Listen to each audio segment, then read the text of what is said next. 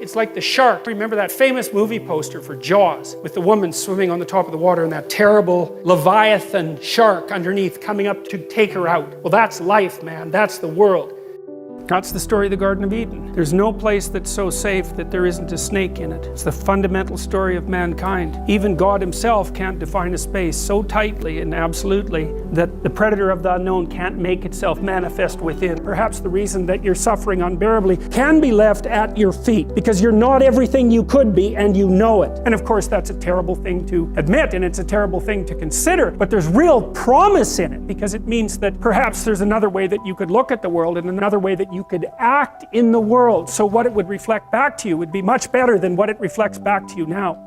You need to have a meaning in your life, an aim, a value structure that's of sufficient potency and magnitude to justify the limitations and the trouble that life constitutes. This is no trivial business that we're involved in. We're all in this up to our necks. It's a mortal game. You're all in. And to play it wrong is to risk suffering and hell. And I'm not talking about afterlife. You can generate plenty of hell right here around you.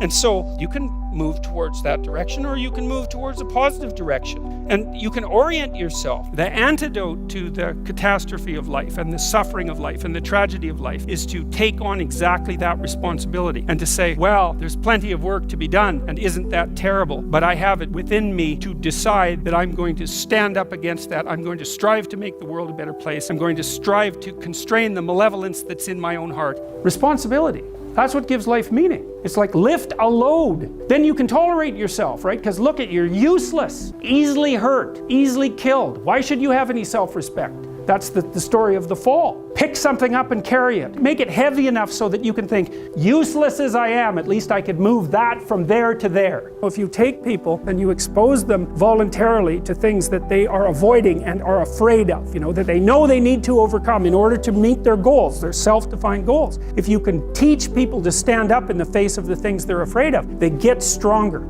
If for 10 years, if you didn't avoid doing what you knew you needed to do, by your own definitions, right, within the value structure that you've created to the degree that you've done that, what would you be like? Very frequently what I'm doing as a therapist is helping people have a life that would work. You can parameterize that. What do you need? How about some friends? How about an intimate relationship with someone that you can trust, that maybe has a future? How about a career that puts you in a dominance hierarchy somewhere, so at least you've got some possibility of rising, some possibility of stabilizing yourself, and a schedule and a routine. You need something productive to do with your time. You need to regulate your use of drugs and alcohol. You need a family, like the family you have, your parents and all that. It'd be nice if you all got along, you could work on that. Then, you probably need children at some point, and that's life. You develop a vision of what you would like your life to be once the goal is established, and then you break down the goal into micro processes that you can implement. The micro processes become rewarding in relation to their causal association with the goal, and that tangles in your incentive reward system. It works better if it produces positive emotion when it can see you moving towards a valued goal. What's the implication of that? Better have a valued goal. Make a career plan. Figure out how to negotiate, because that's bloody important. Figure out how to say what you need. Figure out how to tell the truth to people.